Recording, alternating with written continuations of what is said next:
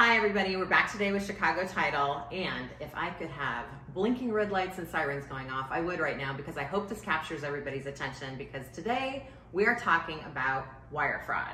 So we all know in our industry that this is something to be very cognizant of, but I think the general public isn't aware how scary this can be. So be warned, they're here to give you all the tips and advice to make sure that you avoid wire fraud. So Brian, take it away. Yes, this is a big deal, right? So as much as your realtor like Holly is going to tell you throughout the transaction of what to do and how to be safe, and as much as your title company like ours is going to tell you how to be safe, people still make a mistake. It happens every day, and it's advanced. These bad guys are getting very, very advanced. So they're able to break into your email.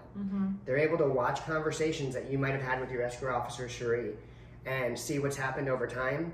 And then they'll send you an email at the end of the transaction with new wire instructions that goes to their bank, usually out of the country, and they take all your money. The problem is, it's very believable, because they'll talk about topics that you talked to Sheree about 3 or 4 weeks ago. You're like, hey, how was the soccer game for your kid? Blah, blah, blah. Here's the new wire instructions.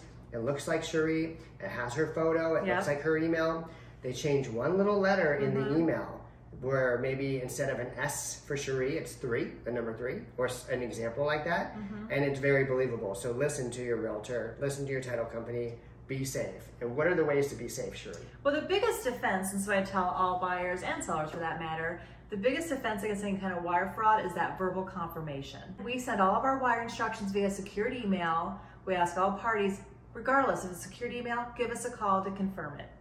And even when people are, for example, are selling a home, they maybe sign outside my office, the instructions come back with one of our notaries, I still give them a call and verbally confirm those incoming wire instructions as well. In a world where technology is getting more and more advanced, sometimes we have to rewind it a little bit, and a verbal confirmation is just a safe way to make sure you protect yourself. Absolutely. Personally, I love me a check. Yeah. But for those people that are, preferring to do the wiring and so forth, I do think what you said is so critical about get those verbal instructions, because anybody who has gone through the process of buying a house, you're already getting inundated. There is artificial intelligence out there selling your information. I know I just had a buyer close on a house, and they told me how inundated they were with people calling them about loan information to try and get them to switch lenders, about all kinds of security information. I mean, you're getting inundated with people, and it can get confusing. Yes. And especially because they are now tapping into your email and looking at your history.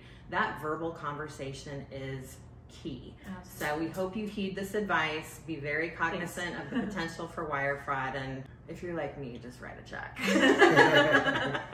Thanks, guys. You're welcome. Thanks.